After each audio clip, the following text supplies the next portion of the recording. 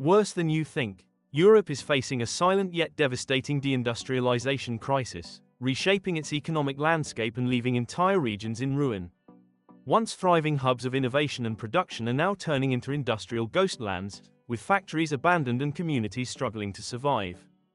In this video, we'll uncover the 7 European industrial ghostlands hardest hit by this economic collapse. From soaring unemployment to mass emigration, the impact is far-reaching and catastrophic. How did it come to this? And is there a way back? Join us as we explore the shocking truth behind Europe's industrial decline. Welcome to this new video by Amazing Europe. Number 1, Nord-Pas-de-Calais, France. The Nord-Pas-de-Calais, once the beating heart of French industry, is facing an unprecedented crisis. Deindustrialization has overwhelmed this region, leaving a trail of abandoned factories, broken families, and impoverished communities. The numbers speak for themselves. The unemployment rate has surpassed 13%, while 19% of the population lives below the poverty line. With one of the lowest average incomes in France, the future seems increasingly uncertain. The iconic closures of facilities such as the Synthexam chemical plant and the Meccano toy factory, along with many others, marked the end of an era. This led to the loss of thousands of jobs, both directly and indirectly. The regional landscape, once dominated by industrial smoke and chimneys, has transformed into a patchwork of abandoned or degraded industrial lands. Over 10,000 hectares of land lie abandoned, with 75% concentrated in the mining basin. This area was long the heart of the region's economic activity but suffered a sharp decline starting in the late 20th century. These desolate spaces are not only an eyesore but tangible symbols of a decline weighing heavily on the region's identity. The lives of its inhabitants are deeply affected. Many skilled young people leave the region, exacerbating the depopulation of peripheral areas, while Lille emerges as the sole beacon of hope. Inequalities are deepening, leaving vast areas in a spiral of economic and social decline. Number 2, Greece. It is well known that the situation in Greece is dire. The factories that once animated the outskirts and provided work for thousands of families are now empty skeletons. Between 2008 and 2018, over 26,500 manufacturing businesses closed, leaving 160,000 workers unemployed and entire communities at the mercy of poverty. The 2008 crisis was the final blow for an industry already weakened by years of poor economic policies, rising energy costs, and global competition. The unemployment rate, which peaked at 27.9% in 2013, remains high, particularly affecting young people, who are the most vulnerable in this prolonged economic agony. Entire generations have been deprived of hope, forced to emigrate or survive on precarious jobs and state aid. This sad phenomenon affects all of Greece, but particularly the southwestern region and areas like central Macedonia and Thessaly. Poverty has significantly increased, with many families struggling to put food on the table and pay rent. Economic inequality has worsened, with the rich growing richer and the poor poorer. Deindustrialization has also led to a degradation of the social fabric. In the hardest hit areas, there has been a rise in crime and violence. Number 3, Eastern Ukraine. Deindustrialization, coupled with war, is reshaping the economic and social destiny of Ukraine. Even before 2022, the country had begun dismantling its industrial base. Between 2007 and 2021, the manufacturing sector shrank from 18% to 10% of GDP and from 73% to 37% of exports. This transition has hollowed out the productive fabric, leaving space only for raw material exports. The eastern regions, close to Russia, have been the most affected, but even the oblasts of Lviv and Ternopil have seen their landscapes change drastically. Factory closures have condemned thousands of workers to poverty or emigration, while disillusioned young people abandon industrial towns to seek opportunities elsewhere, often opting for service sector jobs rather than industry.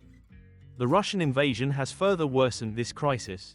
The destruction of key infrastructure, including over 8,400 kilometers of roads, 50 kilometers of railways, and nearly 400 bridges, has paralyzed transport and logistics, severely impacting Ukrainian industry.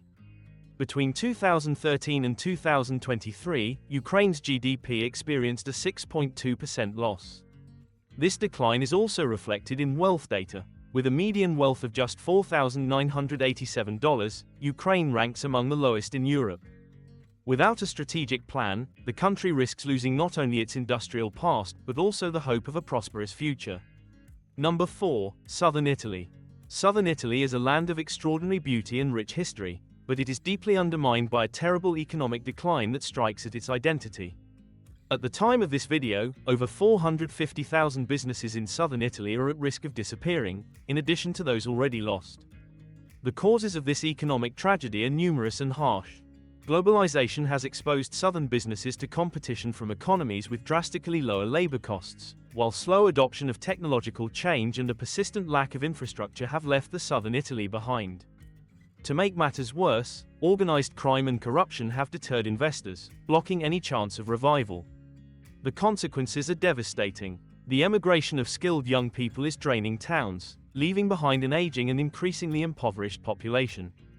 Between 2012 and 2021, more than 1 million southern Italians migrated to the north, not counting those who moved abroad. Once vibrant cities are fading, with businesses closing and the social fabric unraveling. Unemployment, particularly among the youth, has reached dramatic levels, fueling a spiral of poverty and inequality. In fact, 14% of adults in southern Italy are officially unemployed. If we include those not registered with employment centers, the figure reaches 52% of working-age adults who are economically inactive. Number 5. Southern Portugal. Portugal is facing a severe deindustrialization crisis that is profoundly transforming its economy and social fabric. Factory closures have wiped out tens of thousands of jobs, increasing unemployment and poverty, and driving over 1.5 million Portuguese people to emigrate over the past 20 years. Today, about 30% of young people aged 15 to 39 live abroad, leaving entire communities empty and without prospects. Although tourism is booming, its benefits are concentrated in a few cities and along the coasts. This imbalance has worsened economic inequalities, making Portugal one of the European countries with the highest gap between rich and poor. The wealthiest 20% earn more than 5 times what the poorest 20% make. Furthermore, the rise of tourism has driven housing prices to unsustainable levels, forcing many Portuguese out of city centers like Lisbon and Porto, now increasingly populated by foreigners.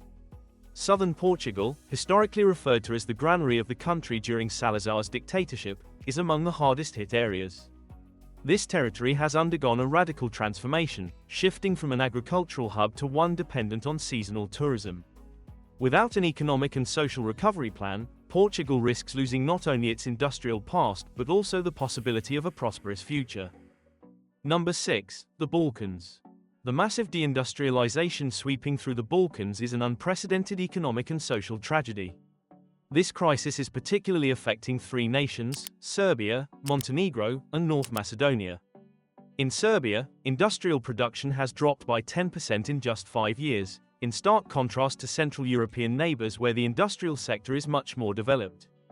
With a median wealth of just $16,462, the country ranks among the poorest in Europe. Additionally, the overall unemployment rate hovers around 12.9%, and a lack of trust in local opportunities drives thousands of young people to emigrate. Over 1 million Serbs now live abroad. While Montenegro's median wealth is higher than Serbia's, the picture is deceptive. Unemployment stands at 17.8%, the highest in Europe, and nearly half of the workforce operates without regular contracts. The economy is overly reliant on tourism, which accounts for 22% of GDP. Yet, it is clear that a country's economy cannot rely on such an unstable sector, and Montenegro suffers from a severe labor shortage in key industries. North Macedonia grapples with endemic youth unemployment and a healthcare system devastated by corruption. Former industrial cities are now deserted, while young people leave the country in search of a future elsewhere. This decline is rooted in the crises of the 1990s and the collapse of the Yugoslav planned economy model, but has been accelerated by a weak internal market and difficulties accessing global ones. Before revealing number 7, if you found this video interesting, we kindly ask you to give it a like, subscribe to the channel, and click the bell so you don't miss our new videos. This simple gesture would greatly help us spread our project. Thank you so much. Number 7, South Wales. In the 19th century, South Wales was the beating heart of Britain's steel industry, where entire communities thrived thanks to work in the ironworks.